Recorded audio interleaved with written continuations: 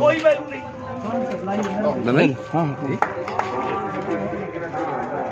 ठीक है, सरकार से भी पैसा लिया, इनसे भी लिया, आपकी सारी चीजें जानकारी में है। और आप ही क्या नहीं, उसने जितने जिले में काम किया 10 करोड़ रुपए से ऊपर की राशि हड़प के भाग गया है पीएफ का, उसको जेल में होना चाहिए।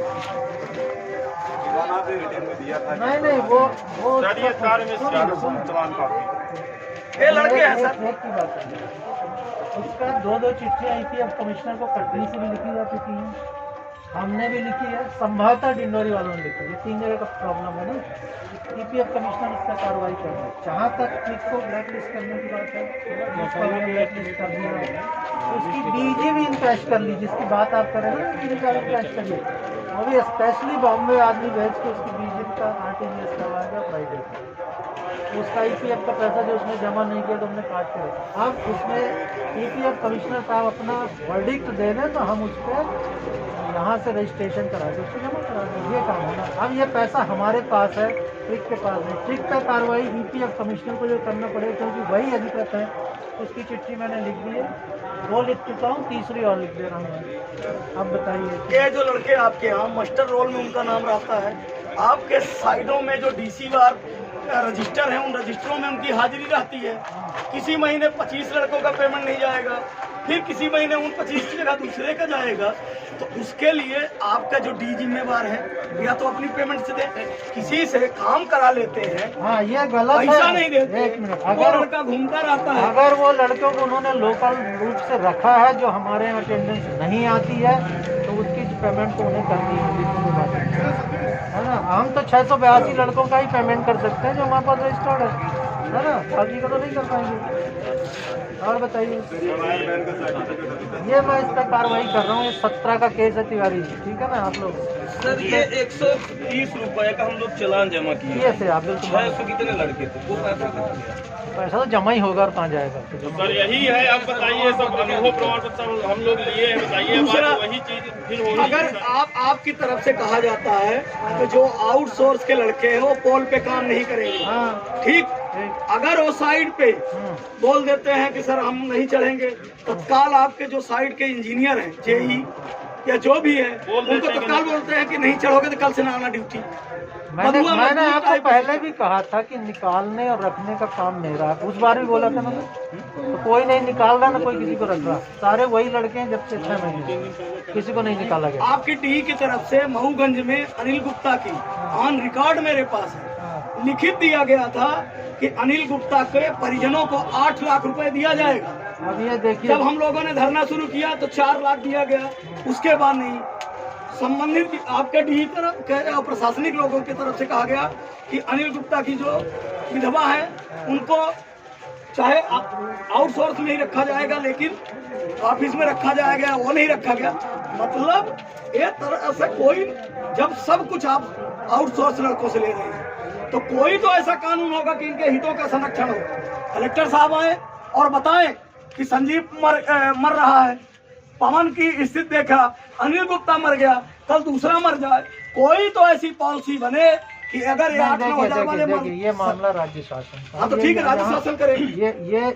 ये डिस्कशन हमारे स्तर पर रीवा से शुरुआत की, किसी तरह से ये जो आपकी मांग है जायज, मैं ऊपर ये मैं कर दूँ। आपकी तरफ से उस दिन कहा गया था, शुक्ला साहब है कि 1 हफ्ते के अंदर सब कोई DC में जाओ, सबका आइडेंटिटी कार्ड मिल जाएगा। बोला गया था, और डिस्प्ले लगा के रिकॉर्डिंग चालू कर दो। एक मिनट। उसके बाद चूंकि ट्रिक ब्लैक लिस्ट हो चुकी है, तो नई कंपनियां सबसे पहले आइडेंटिटी कार्ड से शुरू करेंगी। अब वो तो ब्लैक लिस्ट हो चुकी है, उसका आइडेंटिटी कार्ड नहीं, तो फिर जितने दिन तक आप लिखित दे दीजिए कि जितने दिन तक कोई आउटसोर्स कंपनी नहीं आती, तो ये मर जाए, ये इनका एक्सीडेंट हो जाए, उस समय मतलब इनके पास क्या प्रूफ है कि आउटसोर्स में काम करते? दिखाओ तुम लोग, है कोई? नहीं, एक मिनट।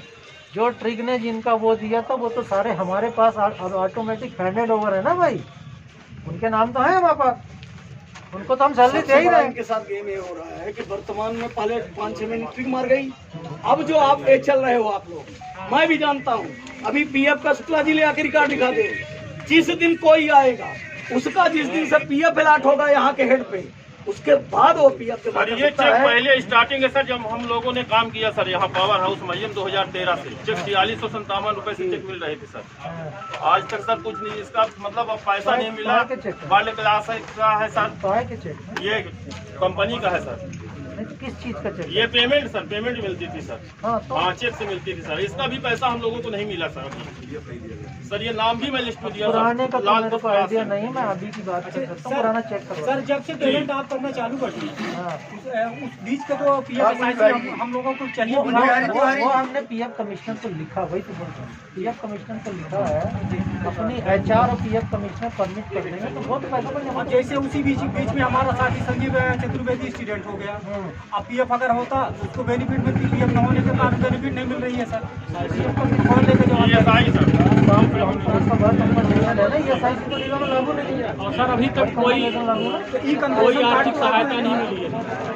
वही बनवा के दे दीजिए सर, समस्या खत्म वो हो जाएगी। हम दिखवा लेते हैं, लेकिन बाकी इन लड़कों के साथ जो मैं कर सकता था इनके हित के लिए वो सारा काम किया, ठीक है ना। सर यही प्रमाण कंपनी को ब्लैक लिस्ट किया, कंपनी के लिए ईपीएफ कमिश्नर को लिखा, उसकी बीजी इनकैश की, है ना। उसका आपका ईपीएफ का जो पैसा नहीं था वो काट के रखा है। जैसे मान लीजिए मैं काम कर रहा हूँ, अगर बाई दफे मैं स्टूडेंट हो गया तो कोई सैलरी भी टाइम से नहीं आई। वर्क कंपनसेशन में तो हो ना, कवर्ड हो।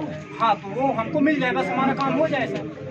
और कुछ बताओ। सर यही प्रमाण पत्र सर हम ये लोगों को प्रमाण दिलवा पत्र दीजिए। मैं काम कर रहा हूँ। जी सर अभी हम लोग बैठे हैं सर, हो जाएगा सर। हाँ? अभी हम लोग बैठे हैं सब सर। काय के लिए बैठे हो? तो मैं अब बल दिए, बाकी चीजें तो मैं कर ही चुका हूँ। प्रमाण पत्र प्रमाण काम पत्र कर- दिला दीजिए सर, हम लोगों को देखो, ईपीएफ पैसा कुछ आ जाए सर। प्रमाण पत्र तो